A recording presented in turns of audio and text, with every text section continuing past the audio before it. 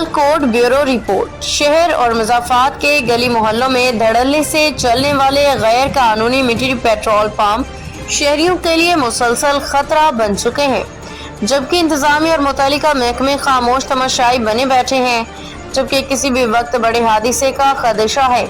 शहर के मुख्तलिफ इलाकों अदालत गढ़ा, अगू की कोटली लुहारा, लालपुर, खरोटा, सैदा, पड़ोपी, अराइया, गुलबहार, रंगपुरा, पड़क पोथ, गोंगी, मोतरा, रोयल गढ़ा, फतेहगढ़, फैक्ट्री एरिया, कच्चा शाहपुरा, नौलमोड़ में दर्जनों गैर कानूनी पेट्रोल पंप बगैर किसी एनओसी, लाइसेंस या हिफाजती इक़दाम के चल रहे हैं।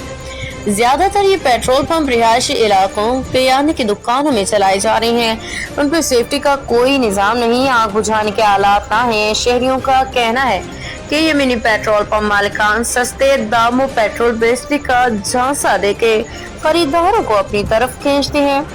1 लीटर का आधा लीटर पेट्रोल फरोख्त करती हैं। ये मिनी पेट्रोल पंप किसी भी वक्त मामूली चिंगारी या लापरवाही से खौफनाक आग लग सकती है, जिसका खमियाजा पूरे मोहल्ले को भुगतना पड़ सकता है और किसी बड़े हादसे का सबब बन सकते हैं। जबकि जिले इंतजामिया, सिविल डिफेंस और पुलिस की जानिब से वक्तन फवक्तन कार्रवाई के दावे तो किए जाते हैं, मगर अमली तौर पे सूरत हाल जो की तो है।